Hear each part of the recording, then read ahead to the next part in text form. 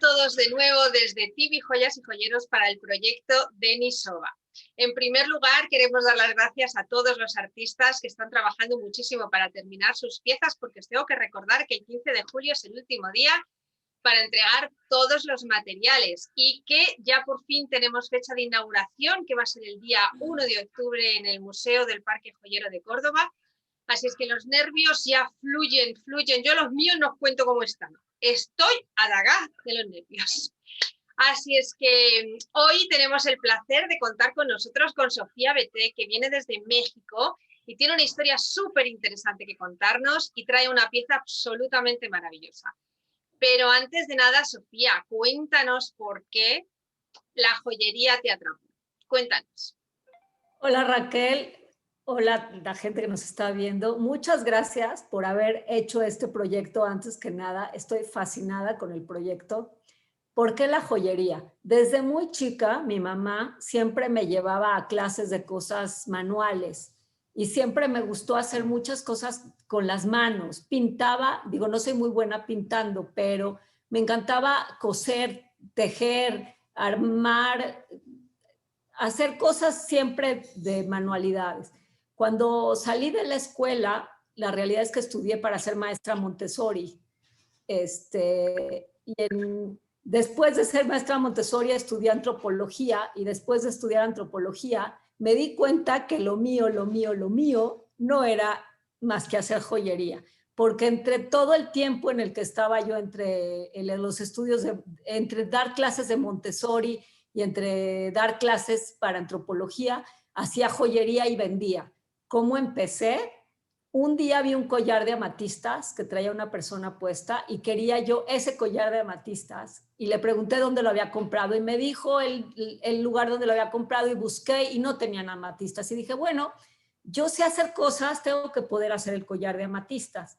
Hice el collar de amatistas y un día que lo traía yo puesto, una amiga me dijo, qué bonito, quiero uno de cuarzo rosa. Le dije, yo te lo hago. Y entonces así empecé, me lo ponía y la gente me decía, y entonces les decía, pues yo te lo hago. Y empecé primero nada más haciendo piedras con hilo, ensartando piedras, y así empezó el negocio. Empecé a vender collares de piedras de colores y después dije, no, pues tengo que aprender algo más.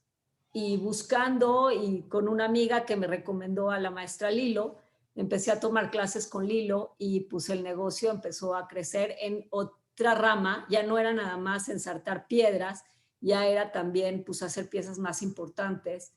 Meterle algo de piezas de plata hechas por mí Bueno, ya empezaste realmente a meter tu personalidad en algo que parecía que era sencillo, que es montar collares, pero fíjate, algo tan sencillo como parece enfilar.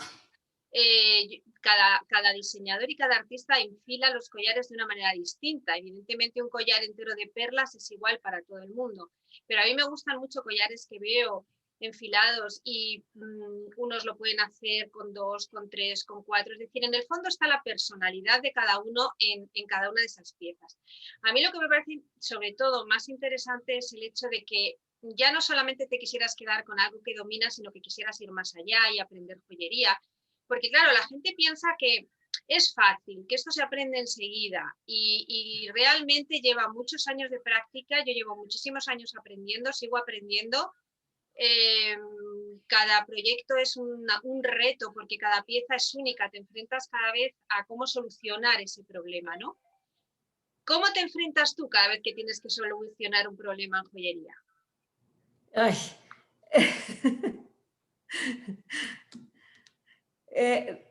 Te voy a decir que con mi proyecto de ahorita tuve al final, ves que quedé de mandarte las fotos y me tardé un poco, tenía yo un problema con mi pieza que no lo podía ya solucionar yo porque ya estaba toda la pieza montada con las piedras y se desoldó uno de los, bueno, no quiero decir mucho, pero se desoldó una piececita y entonces pues tuve que pedir ayuda a una persona de fuera del taller que me hiciera el favor de soldar con láser porque si no había que desmontar toda la pieza, ¿no? Pero Bueno, pero hoy en día afortunadamente contamos con esta tecnología, que la verdad que sí. tenemos esa suerte también.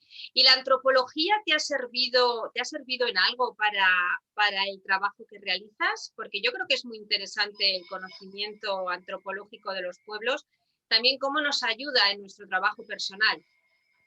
Bueno, mira, ahorita con el proyecto de Nisova, sí me hizo como mucho reflexionar en cuanto a la antropología, porque pues la joyería trasciende, la joyería habla de historias de los pueblos, habla de la persona que usó la pieza, entonces es una manera muy interesante de aprender cosas sobre culturas a través de la joyería. Y a mí me llama mucho la atención porque siempre pienso que la gente nos vamos, en algún momento nos vamos a ir, y la joyería permanece. Entonces se puede aprender muchas cosas a través de lo que ve uno en la joyería. Efectivamente, porque realmente las joyas, la pintura, la escultura, todas esas piezas que los artistas vamos dejando a lo largo del tiempo, es algo que se queda, que es físico, porque las emociones, las relaciones, esas experiencias que cada uno tenemos con las personas con las que compartimos, en el momento que ellos se van, parte se va con ellos, pero cuando nosotros nos vamos, al final, pues no queda nada. ¿Qué queda? Queda eso que hemos compartido, ¿no? Esas, en este caso, las joyas, en este caso, las piezas artísticas. Bueno, pues vamos a ir un poco a la sustancia, porque tú has elegido una pulsera bizantina que se encuentra en el Museo Metropolitano de Nueva York. Espera, en el Museo Metropolitano de Nueva York, que es del siglo VI y tiene zafiros, plata, oro, esmeraldas. Y lo de los esmeraldas es muy curioso porque yo he estado investigando, porque claro, cuando estamos hablando del siglo VII, realmente las esmeraldas, ahora por supuesto conocemos las colombianas, conocemos las esmeraldas de Pakistán, pero realmente las esmeraldas que se utilizaban en esa época casi todas venían de una mina de Egipto que se encuentra en Sikai Zabara. Y posiblemente esas esmeraldas de esa pulsera vengan de ahí, ¿no? Por eso la verdad es que cuando me mandaste el proyecto de esta pulsera me pareció súper interesante, porque además Bizancio es sin duda uno de los imperios que duró más tiempo. Entonces, quiero que me cuentes tú, ¿qué es lo que te movió a ti para elegir esta pieza? Te voy a decir que cuando vi la posibilidad de entrar al proyecto y metí en internet joyería antigua y apareció esta pulsera, dije, wow, qué cosa más hermosa. Yo tengo que hacer esto. Y luego dije, no puedo hacer la primera pieza que vi. Entonces empecé a buscar más y regresaba yo a la pulsera. Y volví a empezar a buscar más y decía, no, esta pulsera con ese zafiro tan hermoso que tiene en el centro, a mí me encanta el color azul y ese zafiro se me hacía espectacular. Me gustan mucho las perlas. Las perlas han sido una de las cosas que me ha acompañado desde que empecé con la orfebrería. Me encantan las perlas. A mí también, me Y encantan. esa pulsera tiene unas perlas y lo que más me llamaba la atención de la pulsera, que ya lo han platicado en otras entrevistas, es el hecho de cómo hicieron para hacer ese proyecto en esa época, ¿ok? No tenían las herramientas que teníamos nosotros. Esta pulsera por dentro, porque es algo que tiene el periodo bizantino mantiene el calado que se usa en En Roma, sí. en el periodo, sí, pero yo empecé a leer y el calado lo hacían con cincel y martillo. Yo no me puedo imaginarme calando con cincel y martillo. Entonces, Sí, pero es que hacían el calado, hacían la filigrana, te hacían el tallado de las piedras, te agujereaban las piedras. Evidentemente, yo cuando descubrí esta pieza de hace 50.000 años, sentí esa misma emoción que sientes tú, es decir, ¿cómo lo pudieron hacer? Y estamos hablando de hace 1000 y poco de años, pero es que lo otro estamos hablando de hace 50.000 años. Entonces, sí que es verdad que es muy emocionante cuando ahora como artistas contemporáneos, como artesanos, nos ponemos en la piel de esos artistas, de esos creadores que trabajaban en ese momento, en esos talleres, y con sus medios, ¿no? Y ese es, yo creo que ese ejercicio también es emocionante, cuando tú estás trabajando y te estás frustrando porque no te está saliendo la pieza y dices, no puede ser, esto va a salir, porque si lo hicieron en el siglo VII, yo también. Yo tengo que hacerlo. ¿Y sabes qué me encantó de la pulsera también? La pulsera tiene 3 bisagras, la original, y a mí me gustan mucho los mecanismos. A mí en la joyería me encanta buscar que se mueva algo que no esté estática, que tenga magia, que tenga el movimiento en la joyería se me hace como mágico. Y esta pulsera me daba sí, esta pulsera me daba la opción de hacer mecanismos que es algo que se me hace muy interesante cómo lo hicieron en la época, ¿no? Y que a mí me cuesta mucho, o sea, hago los mecanismos, pero me cuesta, o sea, son difíciles hacer los mecanismos y pienso, ¿cómo hacían ellos para hacer estos mecanismos? Yo creo que eso es precisamente lo interesante y eso también nos viene a decir cuánto podemos saber y todavía lo interesante es cuánto nos falta por saber, cuánto podemos seguir aprendiendo. Y eso es una de las cosas, por ejemplo, que me emociona de este proyecto, que hay gente de muy diferente edad participando, desde gente que ha empezado hace poco y está empezando con sus proyectos de joyería, gente que lleva mucho tiempo. Me emociona que haya una persona que es padre de 4 generaciones también de joyeros y que realmente sigue habiendo ganas por hacer cosas, porque es una de esas profesiones tan maravillosas que no se acaba nunca, de aprender, que no te puedes aburrir y que cada pieza es un reto. Pero sigamos un poquito con la historia antes de pasar a tu pieza, porque yo estoy como loca porque salga la pieza, pero vamos a poner un poquito de suspense. Vamos a contar un poquito de Bizancio. Cuéntanos un poquito de la historia. A ver, mira, yo lo que leí, bueno, de la historia de Bizancio es que en ese periodo era sobre todo en Grecia, los Balcanes y Turquía, y tenían minas de oro y minas de plata. Lo que no tenían mucho eran piedras. Las piedras las traían algunas, como dijiste tú, de... Sí, bueno, las traían, efectivamente había comercio en todas partes, porque es cierto, por ejemplo, que Bizancio fue fundada por los griegos. Realmente Bizancio era la capital de Tracia, que es una parte de lo que hoy es Estambul, ¿vale? Lo que pasa es que luego fue refundada por el emperador romano Constantino I el Grande en el año 330. Y realmente fue parte del Imperio Romano hasta que casi en 1453, creo recordar, fue cuando los turcos otomanos se hacen con Constantinopla y forma parte ya de su territorio. Y sí es verdad que la suerte que tenían ellos es que había oro dentro de sus tierras. Es verdad que luego, como también el territorio era muy grande, podían traer gemas, perlas de otras partes del territorio. Pero hay una anécdota que tú no sé si la sabes, que Justiniano mandó una norma en la que solamente el emperador podía utilizar perlas, esmeraldas y brillantes. Y brillantes.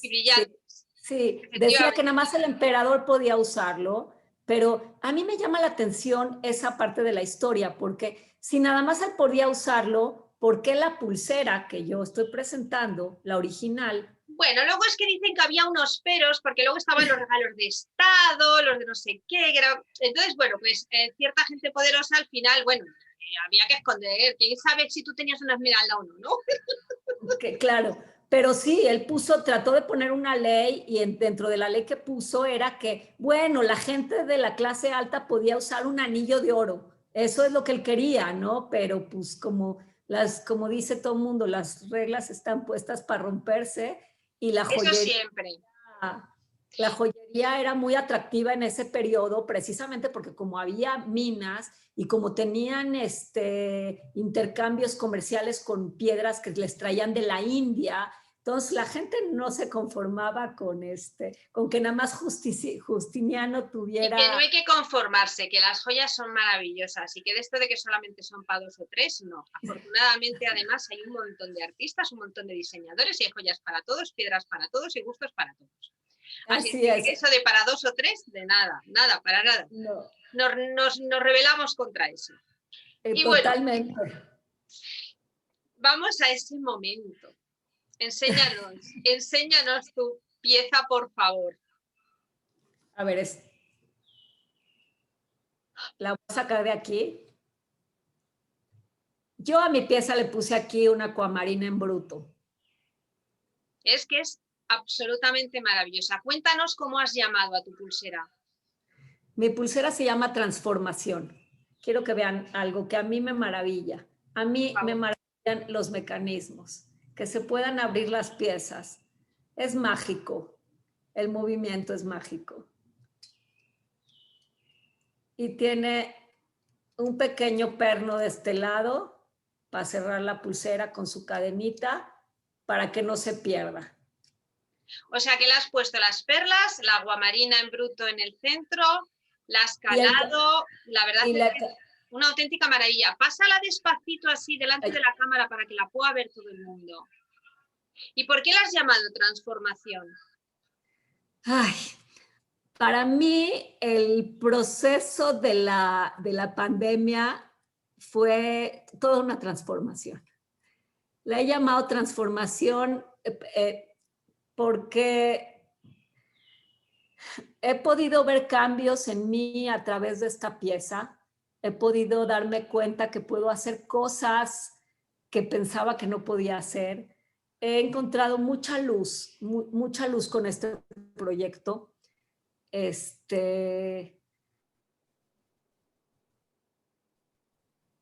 Y pues me transformó.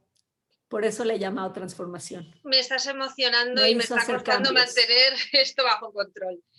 Creo que no hay cosa más bonita. Yo creo que efectivamente el sabernos reponer cuando nos vienen los golpes, creo que es difícil. Es un cambio que tenemos que aceptar y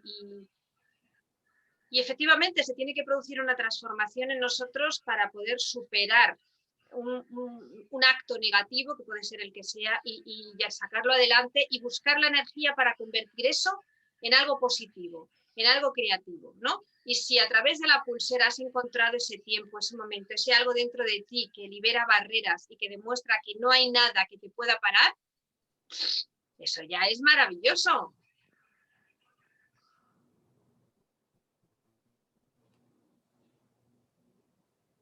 ¿Me oyes, Raquel? Sí, yo a ti te oigo. Creo que ha debido de haber un problema de sonido. Creo que a lo mejor se congeló. ¿Ya me escuchas? ¿Sí? Sí, sí, sí. Sí, siento que hubo muchos cambios en mí con este proyecto.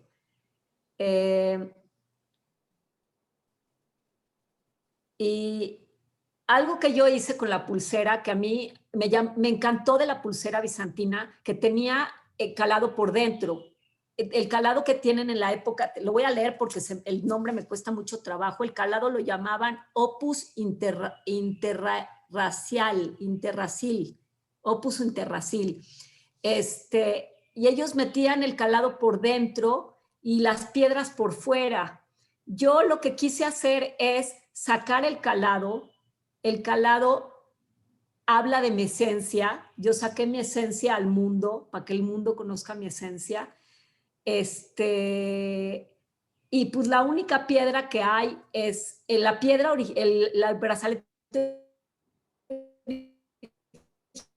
original está todo. Yo puse esta piedra que es una acuamarina en bruto, porque mi piedra, al igual que mi alma y que mi corazón, está en el proceso de pulirse, de volverse cada vez una mejor esencia, así como las piedras cuando las pulimos que se vuelven, sacamos de las piedras lo mejor de ellas. Yo siento que esta pieza sacó lo mejor de mí en este momento que estuvimos en la pandemia. Pues es que es precioso, maravilloso, y yo solamente puedo estar agradecida de que hayas querido participar y de que hayas hecho una pieza tan bonita y que además te haya servido para ti emocionalmente e internamente para transformarte y para evolucionar. Entonces, la siguiente pregunta no sé si hacerla, porque ya lo has dicho todo. ¿Qué ha supuesto para ti el proyecto de Denisova? Mira, hay una parte del proyecto de Denisova que me sacó mi parte antropológica de cuando estudié antropología, que fue muy interesante porque creo, como hace rato preguntaste, creo que yo no había usado tanto la antropología para mis otras piezas como lo usé en esta ocasión. Y pues lo que te dije, ¿no? Me transformó. La verdad es que te agradezco inmensamente el proyecto. A mí como lo hemos estado platicando, me impresiona mucho cómo podían trabajar en las épocas antiguas. Como tú dices, la joyería de Denisova, que es tan antigua, ¿cómo hacían si no tenían la herramienta, ¿no? Y nosotros tenemos 1 millón de máquinas para hacer, para aplanar la plata, para soldar, para pulir. Entonces, el proyecto de Denisova es muy interesante porque podemos recorrer un camino de cómo la joyería evolucionó, no nada más en las piezas, sino también en la maquinaria que hemos utilizado, que utilizamos el día de hoy para hacer las piezas. Bueno, es que hay una cosa en el día de hoy para hacer las piezas, que muchas de estas herramientas lo que hacen es ayudarnos a que necesitemos menos tiempo para hacer la misma acción. Porque también es verdad que una de las cosas que ahora mismo, fíjate que vivimos mucho más que nuestros ancestros, pero una de las cosas que ahora no tenemos es tiempo. No tenemos tiempo para sentarnos, no tenemos tiempo para reflexionar, no tenemos tiempo para trabajar. Todo es un poco a la carrera. Somos madres y lo hacemos corriendo, trabajamos y lo hacemos corriendo, nos ocupamos de la casa y lo hacemos corriendo.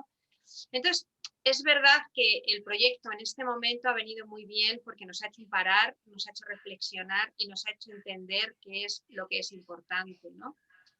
Y evidentemente una de las cosas es que hay que aprovecharse de las herramientas que tenemos porque nos permiten hacer muchísimas cosas, pero yo creo que debemos de aprender a disfrutar mucho más del proceso. El proceso es tan bonito, es tan divertido, y solucionar los problemas que nos va dando el proceso, ¿no? Yo creo que por eso cuando al final tenemos una pieza, nos amamos tanto a esa pieza que hemos hecho, que cuando alguien se la lleva, es como que un hijo se va, es como doloroso. Yo sí digo que todos son mis hijitos, cada pieza es mi hijita, mi hijito nuevo. Eso sí. Es. Y lo que estuvo muy padre del proyecto de Denisova en el momento en el que llegó es que precisamente teníamos mucho tiempo. Por lo menos yo tenía mucho tiempo. No el mundo, la vida se paró, fue 1 año y medio, pero fue como un instante que se paró la vida. Y al pararse la vida en ese instante, pues tuve el tiempo de decir, me meto al proyecto, no importa si no hago nada más, porque pues en eso estoy ahorita. Y sí ha sido muy gratificante y muy, pues llegó en muy buen momento.